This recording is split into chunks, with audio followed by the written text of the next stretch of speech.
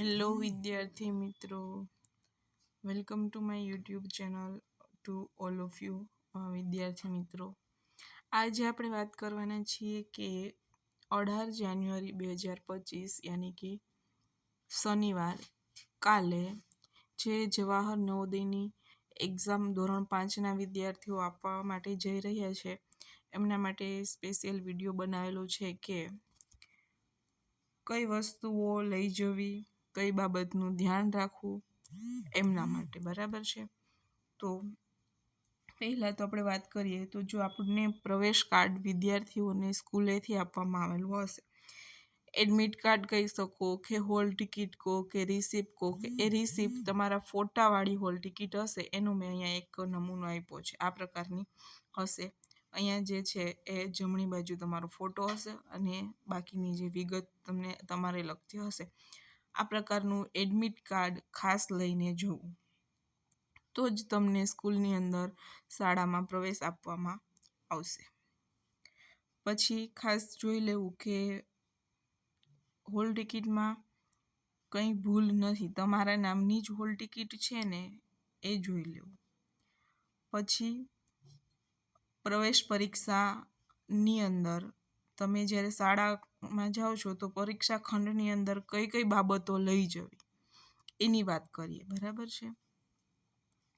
તો પરીક્ષા ખંડની અંદર તમારે કેટલી વસ્તુ લઈ જઈ દેવામાં આવશે, તો એક તો એડમિટ કાર્ડ ખાસ જરૂર પડશે, જે અહીંયા મેં તમને સ્ક્રીનની અંદર બતાવેલ છે તે.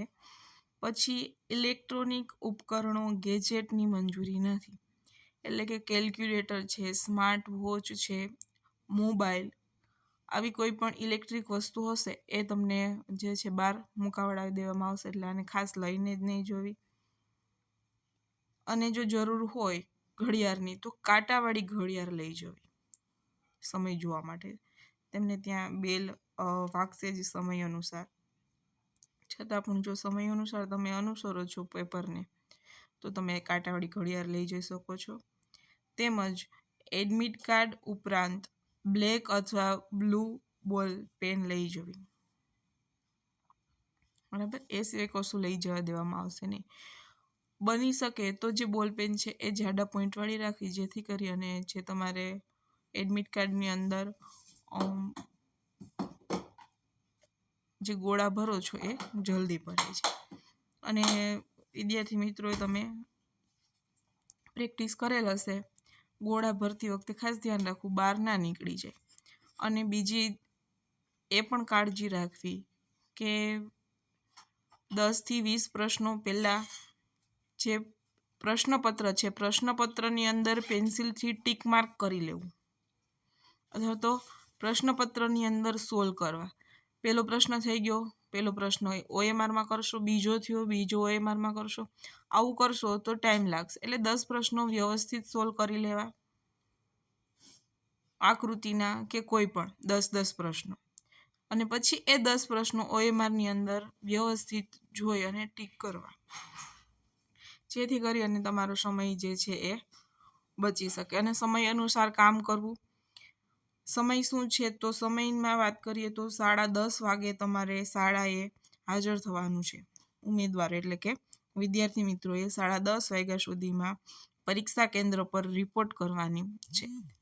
ત્યારબાદ 11:30 થી 1:31, બરાબર, એટલે 2 કલાકની તમારી એક્ઝામ હશે. અને પ્રશ્નપત્રની અંદર 1 થી લઈ અને 80 પ્રશ્નો હશે, અને એનું જે માર્ક છે એ 100 માર્કના પ્રશ્નપત્ર છે, અને ટોટલ 80 પ્રશ્નો છે. એટલે 1 કલાકમાં 40 પ્રશ્નો એ રીતે ડિવાઈડ કરી અને 40 પ્રશ્નો સોલ્વ થઈ જવા જોઈએ. શાંતિથી પેપર આપવાનું છે, અને ફકરાની અંદર ખાસ ફકરો વાંચવાનો છે. એવું લાગે કે આ ફકરાની અંદર આટલા પ્રશ્નોમાં આ જવાબ આવે છે તો વ્યવસ્થિત ટીક માર્ક કરી, બરાબર, એટલે તમે સમય મેનેજ કરી અને ચાલશો.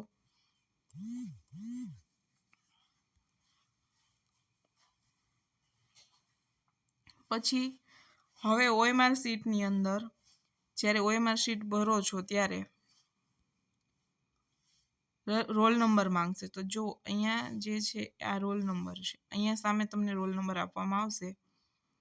બરાબર. અહીંયા તમારી હોલ ટિકિટની અંદર રોલ નંબર હશે, તો આ રોલ નંબરની સામે જે નંબર હશે એ નંબર OMR શીટની અંદર લખી અને જે છે એ એમને ગોલા કરવાના છે. હવે હોલ ટિકિટની અંદર કેટલી વસ્તુ આપેલી છે, તો કે રોલ નંબર અહીંયા આપેલો છે, તમારું નામ હશે, પપ્પાનું નામ હશે, જન્મ તારીખ હશે, કોન્ટેક્ટ નંબર હશે, એડ્રેસ ઓફ કેન્ડિડેટ હશે, તમારું એડ્રેસ વિદ્યાર્થીનું, સ્કૂલનું નામ હશે, બરાબર છે. અને ખાસ જે છે વિદ્યાર્થી મિત્રોને એ પ્રશ્ન છે કે કઈ જગ્યાએ જવાનું, તો લગભગ કરજણ તાલુકાના જે વિદ્યાર્થી મિત્રો છે એમને મોસ્ટ ઓફલી શાહ NB સાર્વજનિક હાઈસ્કૂલ પ્રાથમિક વિભાગ કરજણ, તો આ સ્કૂલની અંદર જવાનું છે. ઘણા વિદ્યાર્થીઓનો પ્રશ્ન હતો, બરાબર છે. શાહ NB સાર્વજનિક હાઈસ્કૂલ ને મેં લોકેશન પણ મોકલેલ છે સ્કૂલનું, જે મારી જોડે કનેક્ટેડ છે એ વિદ્યાર્થીઓ માટે. અહીંયા પણ લખેલ છે હોલ ટિકિટમાં પણ 11:30 થી 31 સમય છે, અને જ્યારે રિપોર્ટિંગ સમય એટલે સ્કૂલ શાળાની અંદર પ્રવેશ માટેનો સમય 10:30 છે, કે 10:30 તમારે ત્યાં રિપોર્ટિંગ કરી દેવું. પછી પરીક્ષામાં કોઈ પણ નેગેટિવ માર્ક નથી, બરાબર. એટલે ખાસ વિનંતી બધા વિદ્યાર્થીઓને કે સમયની અંદર જે બેલ વાગે છે સમયની અંદર કદાચ 10 પ્રશ્નો છેલ્લે છૂટી જાય છે કે સોલ્વ નથી થયા, છતાં પણ બધાની અંદર કાં તો A છે કાં તો B છે, આવી રીતના 1 થી લઈને 80 પ્રશ્નો બધા ટીક માર્ક કરીને આવજો, ખાલી ગોળા મૂકીને ના આવતા.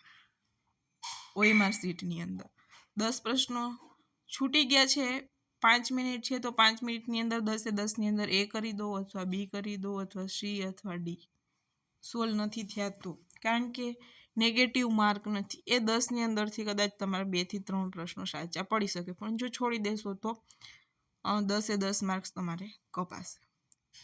તો છેલ્લો ઓપ્શન રાખવાનો છે, બની શકે તો આપણે ટાઈમની અંદર બધું પૂરું જ કરવાનું છે અને વ્યવસ્થિત એક્ઝામની અંદર પરફોર્મ કરવાનું છે. અને ખાસ કે ઉમેદવારને 31 સમય જે છે બપોરના 1:30 વાગ્યાના સમય પહેલાં નિરીક્ષકને OMR જવાબપત્રક આપ્યા વગર ક્લાસ જે છે વર્ગખંડ છોડવામાં આવશે નહીં, એટલે ત્યાં સુધી તમારે ક્લાસમાં જ રહેવું પડશે 1:30 બપોરના 1:30 વાગ્યા સુધી. અને બાકીની જેવું તમે પરીક્ષા દો છો એ રીતે હળવાશથી પરીક્ષા આપવાની છે. કોઈ પણ પ્રકારનો વિદ્યાર્થીને પ્રશ્ન અનુભવે તો ત્યાં જે છે નિરીક્ષક હશે, જે ટીચર હશે, વર્ગ ટીચર તમારા ક્લાસની અંદર, એમને પ્રશ્ન કરવો. OMR ભરો છો ત્યારે પણ કોઈ પણ પ્રકારનો પ્રશ્ન અનુભવે તો શાંતિથી તમારે તમારા ટીચરને, જે ક્લાસની અંદર નિરીક્ષક ટીચર હશે એને તમારે પ્રશ્ન કરો, ગભરાયા વગર, બરાબર છે.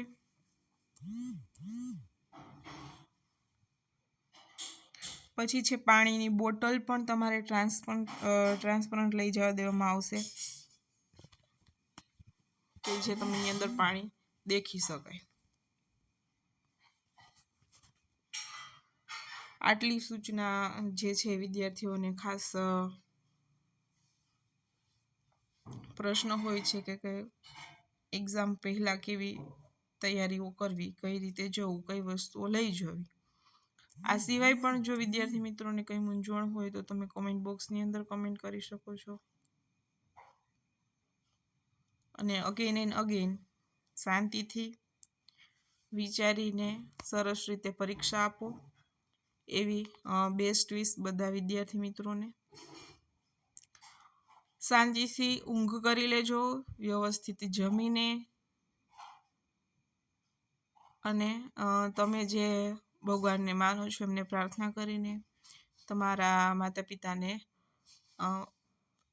પગે લાગીને, બરાબર છે, સરસ એવા વાતાવરણની અંદર એક્ઝામ આપો અને સરસ રીતે એક્ઝામ ક્લિયર કરો. ઓકે, તો અગેન એન્ડ અગેન ઓલ વિદ્યાર્થી મિત્રોને ઓલ ધ બેસ્ટ. એન્ડ જે તમારું બેસ્ટ પરફોર્મન્સ અત્યાર સુધીની ઘણા વિદ્યાર્થીઓ ખૂબ મહેનત કરેલ છે એ તમે બેસ્ટ પરફોર્મ કરો એવી ઓલ વિદ્યાર્થી મિત્રોને બેસ્ટ વિશેષ. ઓકે.